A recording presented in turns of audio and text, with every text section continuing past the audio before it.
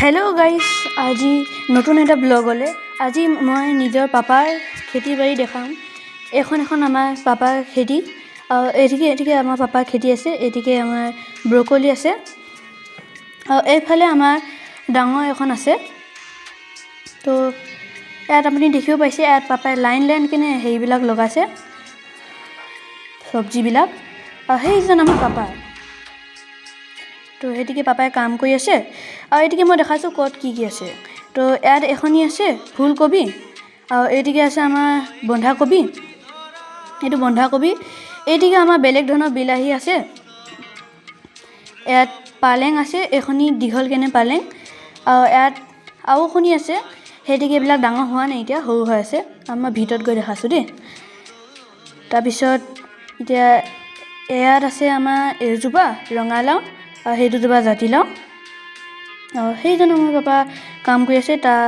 ইয়াত আমাৰ পাপাই ছাইডৰ ঘাঁহবিলাক উৰুৱাই আছে। তাৰপিছত আমি ওচৰৰ পৰা দেখাইছোঁ। ইয়াত আমাৰ বিভিন্ন ধৰণৰ ৰঙালাও, জাতিলাও আছে। আৰু ইয়াত আপুনি দেখাইছোঁ, ইয়াত এইবিলাক আমাৰ বিলাহী। আৰু এইটিকে আমাৰ ধনিয়া আছে, সেইখনি আৰু এখনি ধনিয়া আছে, সেইটিকে এখনি ধনিয়া। আৰু এইটিকে আমাৰ পাপা, আৰু এইজন আমাৰ পাপা। নমস্কাৰ। আমাৰ এই শাক পাচলিৰ বাগিচাখন বেটাই দেখাইছে ইতিমধ্যে আপোনালোকক। আৰু আমি এই কৰ্ম সংস্কৃতিৰ মাজেৰেই আমাৰ নিজৰ অসমীয়া জাতিটোক সদায় শক্তিশালী কৰিব লাগিব। সকলোৱে কৰ্ম কৰা উচিত, কাৰণ কৰ্মৰ যোগেদিহে আমি যিকোনো বিপ্লৱ আমি অসমৰ কাৰণে আমি জয়ী হ'ব পাৰিম। আৰু এই কৰ্ম সংস্কৃতিয়ে যাতে আমাৰ অসমখনক বিশ্ব দৰবাৰত এটি পৰিচয় দিব পাৰে, তাকে আমি আপোনালোকক সকলোকে এটা অনুৰোধ কৰিছোঁ, যিয়ে যেনেকৈ পাৰে ব্যস্ততাৰ মাজত এনেদৰে যেন নিজৰ বাৰী টুকুৰা খালী নথয়, সকলো শাক পাচলি হওক বা ধানেই হওক, যিকোনো শস্য ঘৰৰ যিখিনি প্ৰয়োজনীয় উপাৰ্জন কৰি কাৰো হাত যাতে নপতাকৈ নিজেই ঘৰৰ সামগ্ৰীখিনি তৈয়াৰ কৰিব পাৰে, সেইখিনি আপোনালোকক অনুৰোধ কৰিছোঁ।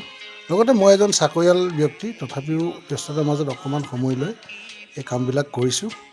গতিকে যদি আপোনালোকক কোনোবাই এই বাগিচাখনৰ শাক পাচলি খাব বিচাৰে অৰিজিনেল, আপোনালোকে আহিব পাৰে, আৰু মই নিশ্চয় আপোনালোকক যোগান ধৰিবলৈ চেষ্টা কৰিম। আৰু লগতে সকলোকে কৰ্ম বিপ্লৱ কৰিবলৈ মই অনুৰোধ জনাইছোঁ। আৰু কৰ্ম বিপ্লৱ যোগেদিহে আমি নিজৰ অসমীয়া জাতিটোক শক্তিশালী ৰূপত ৰূপান্তৰিত কৰিব পাৰিম। ধন্যবাদ। এই ভিডিঅ'টো যিমান পাৰে শ্বেয়াৰ কৰিব, যাতে প্ৰতিজন অসমীয়াই এই ভিডিঅ'টো পায়, আৰু সকলোৱে আমি কৰ্ম সংস্কৃতিৰ মাজত ব্যস্ততা হৈ থাকিব পাৰোঁ, আৰু অসমখনক আমি আগুৱাই লৈ যাব পাৰোঁ। জয় আই অসম।